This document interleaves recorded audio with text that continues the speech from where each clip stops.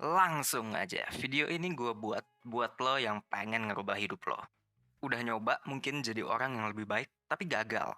Jadi di video ini lo akan belajar langkah-langkah awal buat mengubah hidup lo jadi lebih baik. Dan pastinya kita akan bahas juga gimana caranya supaya konsisten dan lebih cepat punya hasilnya dibandingin sama orang lain.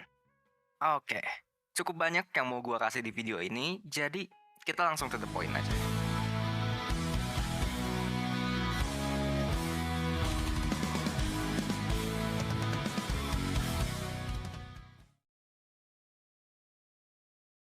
Kalau lo pernah mau merubah hidup lo abis-abisan, bener-bener dari dasar dan banyak banget jadinya yang lo mau ubah sekaligus, gue cukup yakin lo pasti itu gagal. Kenapa? Well, karena emang basically manusia itu nggak suka disrupsi. Perubahan yang terlalu banyak itu rasanya nggak nyaman. Dan rasa nggak nyaman ini pastinya emang buat beberapa orang pastinya bisa jadi motivasi. Tapi kalau misalnya emang kebanyakan aja gitu, yang ada jadinya terlalu banyak resistensi di dalam diri lo. Dan kalau misalnya kita ngomongin soal resistensi, resistensi itu apa sih, Fik? Resistensi itu maksudnya adalah perasaan melawan yang ada di dalam diri lo ketika lo emang ingin melakukan sesuatu yang lo tahu bahwa itu tuh penting buat lo. Nah, ketika kita ngomongin soal resistensi, ini bukan lagi soal ngomongin apakah lo cukup disiplin, apakah lo cukup termotivasi buat naklukin halangan tersebut. Enggak, kita nggak ngomongin soal disiplin di sini, kita nggak ngomongin soal motivasi juga. Yang ada, kita di sini ngomonginnya gimana caranya kita bisa pinter-pinter merendahkan resistensinya. Supaya emang lo lebih gampang maju, lebih gampang dikonsistensinin juga, dan jadinya proses lo bagus. Nggak kehambat gitu, cuman karena resistensinya kegedean. Nah, so, kuncinya apa kalau misalnya kayak gitu buat merendahkan resistensi ini? Systematic changes. Dua kata itu kuncinya. Ya oke gitu, target lo emang pengen mengubah diri lo secara mendasar, lo pengen berubah total. Tapi let's be smart at it. Menggunakan strategi yang emang bisa menaikkan chance keberhasilan lo. Kita nggak gegabah lah di sini. Dan mungkin prosesnya akan jadi lebih lama. Iya, nggak langsung gitu. Mungkin ada yang di sini berharap bahwa langsung bisa berubah kayak gitu dalam waktu 1 bulan. Nggak lah, nggak bisa. Kita melakukan perubahan ini secara perlahan. Mungkin kalau misalnya rencana lo itu sebulan, ya bisa jadi nggak sesebentar itu. Bisa jadi setahun malah.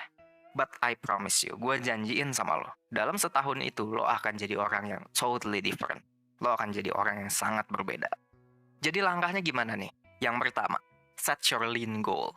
Oke, kita ngomongin soal goal dulu deh. Ngomongin soal tujuan. Kesalahan yang banyak orang lakukan ketika membuat goal adalah mereka membuatnya ini terlalu strict. Gue nggak bilang terlalu spesifik, gue bilang terlalu strict. Kenapa? Let me explain. Misalnya, lo set, goal lo itu adalah lo pengen achieve 5 tahun dari sekarang, lo pengen kerja di bidang perminyakan sebagai kepala operasional dengan gaji minimal 50 juta sebulan. Nah, ya oke lah, lo punya tujuan kayak gitu. But that's not the point. Ketika kita ngomongin soal tujuan, apalagi tujuan hidup, gue sendiri nggak yakin gitu. Apakah aspirasi hidup lo itu emang lo pengen jadi kepala operasional perminyakan dengan gaji minimal 50 juta sebulan? Kenapa gue nggak yakin? Karena penjelasan itu, it's just a means to an end. Itu tuh adalah prosesnya, itu adalah strateginya untuk benar-benar mencapai apa yang lo pengen.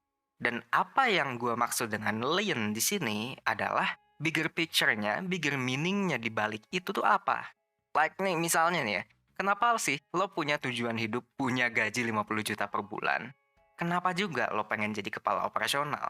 Kenapa pula perusahaan perminyakan? Apa arti di balik semua tujuan itu? Tujuan ini jadinya incomplete. Dan hanya dengan menanyakan pertanyaan-pertanyaan sulit yang tadi gue bilang, lo bisa tahu apa sebenarnya yang emang lo bener-bener incer. Ya mungkin lo butuh gaji 50 juta karena lo pengen kebebasan finansial. Lo pengen gak usah lagi mikirin lah soal pendapatan dan bisa tenang gitu membiayai pendidikan anak lo kelak. Kenapa perusahaan perminyakan? Ya mungkin karena lo mau prestisenya gitu. Karena di perusahaan perminyakan mungkin di lingkungan lo dianggap tinggi banget lah. Dan lo pengen orang respect sama lo. Ya, there's nothing wrong with it juga toh. Tapi coba deh sekarang gue tanya. Apakah kerja di perusahaan perminyakan dengan gaji 50 juta 1 bulan itu satu-satunya cara buat meraih yang tadi kita sebut? Kebebasan finansial dan respect? I don't think so. Bikin usaha tekstil misalnya, bisa juga dapat dua-duanya. Jadi YouTuber ya mungkin enggak, lo nggak dapat respect sih biasanya kalau jadi YouTuber. Tapi ya again, maksudnya adalah yang tadi lo set di awal, itu tuh strateginya. Itu bukan end goal-nya. End goal-nya apa? End goal-nya kebebasan finansial sama respect. So, cara nanya ke diri sendirinya gimana kalau misalnya kayak gini? Nih, kalau misalnya goal lo itu masih kayak yang gue sebut tadi, coba pikir, so what? Emangnya apa yang lo pengen dapetin sih dari itu? Lo pengen gaji 50 juta satu bulan, so what? Apa yang lo bisa dapat dari itu? Tapi kalau misalnya lo belum punya goal, yang lo bisa tanya ke diri sendiri adalah, apa nilai yang paling lo hargai di kehidupan ini? Apakah lo sangat menghargai kebebasan misalnya? Apakah lo sangat menghargai prestise, power, pengalaman seru, atau apa nih? Dan setelahnya baru silahkan keluar dengan berbagai cara untuk mencapai itu. Ya mungkin tadi, kerja di perusahaan tambang. Atau mungkin bikin usaha sendiri. Atau mungkin bikin channel YouTube sendiri. Dan nanti setelah jalannya kelihatan, baru nih jadinya lo bisa ngeliat kira-kira lo itu harusnya jadi orang yang kayak gimana. Nah, kalau misalnya udah sampai ke situ, saatnya lo masuk ke langkah yang kedua. Keystone Habit. Apa yang akan merubah lo itu bukan satu perubahan, tapi hal yang akan lo lakukan secara konsisten, terus-menerus. Jadi ya gampangnya, kalau misalnya lo mau merubah hidup lo secara signifikan, yang lo ubah itu kebiasaan lo. Sebelum ngomongin ini, sebenarnya gue mesti ngasih disclaimer juga. Gue ngelihat sekarang, ini banyak banget orang-orang yang mikir bahwa akan ada satu kebiasaan yang akan ngebuat hidup mereka benar-benar berbeda. Kalau misalnya lo punya morning routine kayak Steve Jobs misalnya, lo akan jadi seefektif dan sesukses dia. Surprise? Enggak. Surprise, enggak akan. Lo dan orang-orang yang sangat sukses itu enggak cuman dibedain sama satu kebiasaan. Enggak. Jadi kalau misalnya emang lo mau sekece itu dan lo sekarang seambiar itu misalnya, ya mau nggak mau, lo mesti banyak banget berubah. Nggak bisa cuman melakukan satu hal doang. Jadi yang akan kita bahas di sini adalah kebiasaan yang menurut gue bisa jadi first step buat lo. Cukup mudah dikerjain buat siapapun, tapi bisa jadi kickstarter juga untuk pembentukan kebiasaan-kebiasaan ke depannya. Nah, kebiasaan ini gue sebut sebagai keystone habit. Kenapa? Karena habit ini bisa jadi adalah sebuah kunci untuk lo masuk ke kebiasaan-kebiasaan baik selanjutnya. So, apa nih keystone habit pertama yang lo bisa bangun? Nggak tahu. Ya mana gue tahu? I don't even know you. Gue nggak tahu apa yang lo incar. Gue nggak tahu lifestyle lo kayak gimana. Gue nggak tahu masalah apa yang lo punya. Tapi gue bisa kasih guideline. In general lo bisa start dari mana? Apa coba? Olahraga. Kenapa? Energi. Lo akan punya self-control yang lebih baik kalau misalnya lo punya energi. Diet, nih ya, diet, lo ngurangin makan, lo pengen nurunin berat badan, itu biasanya hancur pas malam. Kenapa? Energi. Karena lo udah capek kalau malam-malam kayak gitu. Ketika lo capek, self-control lo jatuh. Biasanya, self-control lo turun. Dan jadinya kebablasan makan.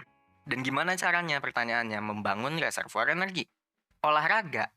Olahraga juga udah terbukti bahkan. Banyak banget benefitnya. Bisa mengurangi stres, bisa naikin mood, bahkan sampai memudahkan kita buat fokus. Jadi, olahraga itu bukan cuma bagus buat badan lo, tapi juga bagus buat otak lo. Jadi kalau misalnya tips dari gua, gampangnya, olahraga setiap hari. Start dengan lo coba 7 minutes workout, gua udah pernah bahas juga. Coba lakuin setiap hari. Nanti 2 minggu kemudian ketika udah terbiasa atau udah bosen, cobain session yang lebih intens. Tapi please, jangan kebanyakan mikir, cobain aja dulu 7 menit itu. Buat selanjutnya, maksudnya kebiasaan selanjutnya yang lo bangun, itu pasti beda banget buat kebutuhan setiap orang. Again, tergantung masalah lo, tergantung sama lifestyle lo, tujuan lo, dan lain-lain. Apalagi ya kadang-kadang emang kita butuh orang buat sharing satu sama lain. Ketika emang kita lagi nyoba buat merubah hidup kita. Kita butuh soal sharing, soal obstacles yang kita hadepin, proses kita gimana, dan mungkin juga sampai minta saran. Research-nya American Society of Training and Development bahkan udah membuktikan bahwa keberadaan partner, mentor, atau seenggaknya teman seperjuangan itu signifikan banget buat tercapainya target-target yang lo punya. Jadi kalau misalnya lo serius buat mengubah hidup lo harus ikutan mentoring bersama satu person. Mentoring 1% itu program konsultasi online, one on one dengan mentor 1% buat menaklukkan kecemasan, ketakutan, serta juga menemukan langkah hidup lo selanjutnya. Yang terakhir itu hubungannya erat banget sama yang apa kita bahas sekarang. Sampai sekarang udah 10.000, kayaknya nggak 10.000 lagi. Pokoknya banyak lah, dan udah internasional juga, udah 15 negara yang ikutan. Dan di mentoring ini, lo bisa discuss juga sama mentor lo sebenarnya habit apa ya yang bagusnya lo set setelah keystone habit tadi. Nanti mentor lo bisa pandu buat lihat habit apa yang paling cocok berdasarkan keadaan hidup lo, lifestyle lo kayak gimana, problem lo apa, target lo apa. Dan juga nanti dia akan ngasih trik-trik khususnya gimana nih supaya lo bisa tetap konsisten di keadaan gimana pun. Itu penting di keadaan gimana pun supaya habit lo akan lebih cepat terbentuk. Pastinya nggak akan ada judgement dalam sesi mentoring ini. Kerahasiaan pasti kita jaga.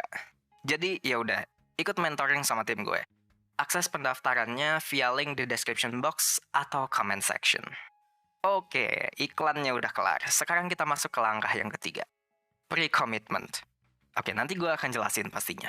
Jadi satu hal dasar yang lo harus tahu dulu nih soal manusia. Manusia itu overall akan lebih termotivasi buat menghindari kejadian buruk dibandingkan sama mengejar kejadian baik. Dan ini tuh kebawa sampai hal-hal yang kecil juga. Contoh paling sederhananya nih, kenapa lo lebih milih tiduran seharian instead of misalnya gitu ya, jalan-jalan sama teman. Padahal kalau misalnya kita pikir, kalau teman lo baik kayak ini ya, jalan-jalan sama teman pasti lebih fun. Pasti lebih asik, pasti lebih seru. Dan kayak seru aja gitu kan ngobrol sama temen yang emang udah deket sama lo. Tapi kenapa kita malah milih ya udah tiduran gitu seharian? Nah ini ada hubungannya sama resistensi yang tadi gue bahas di awal. Dan emang menghadapi resistensi itu hal yang gak enak. Bahkan ketika price-nya itu adalah sesuatu hal yang menyenangkan. Jadinya yang menang karena yang satu tiduran di rumah gak ngapa-ngapain itu resistensinya bener-bener nol, dikit banget. Ya akhirnya lo tidak melakukan apa-apa. Karena ya again gitu, lo lebih termotivasi untuk menghindari pengalaman buruk dibandingkan sama bahkan ngambil pengalaman yang baik. Karena ada resistensi di situ. Nah, cuman hal dasar ini juga lo bisa manfaatin buat produktivitas lo. Caranya gimana? Pre-commitment. Apaan nih pre-commitment? Jadi pre-commitment itu adalah sebuah proses lo ngeset konsekuensi-konsekuensi terkait sama hal yang lo mau atau nggak mau kerjain. Singkatnya gini, lo bikin beberapa artificial if-then skenario. Ya nggak sesimpel itu sih bahasanya. Tapi intinya sih gini. Jadi misalnya nih, setelah lo set keystone habit yang lo mau bentuk, misalnya lo mau start olahraga setiap hari, lo bentuk pre-commitment-nya, bikin rule-nya.